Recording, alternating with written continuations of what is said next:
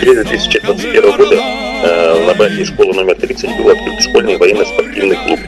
Так как наша школа носит имя летчика полярной авиации Валерия Кузьмина, и имеется авиационный класс на базе 10 класса, было принято решение назвать клуб «Соколы».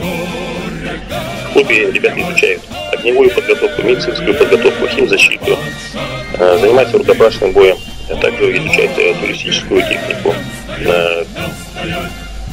ОФП и так далее. Участвуют в различных школьных и городских, а также окружных и республиканских соревнованиях, мероприятиях по патриотической тематике и также военно-спортивные мероприятия.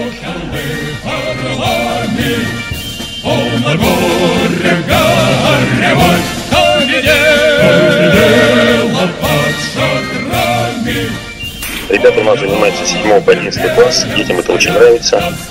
Ходить в походы, заниматься полевой стрельбой, участвовать в этих мероприятиях.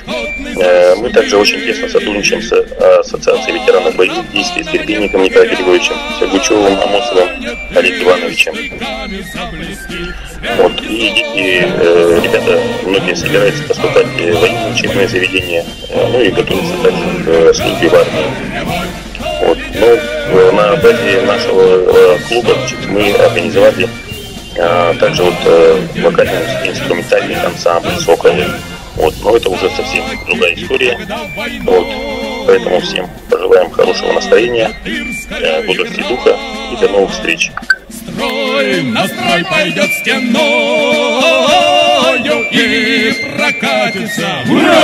Звейте соколы орлами, полно горя горевать, то ли дело под шатрами, поле лагерем стоят. Патриот — это тот, кто знает историю своей страны, гордится своими предками, помогает ветеранам.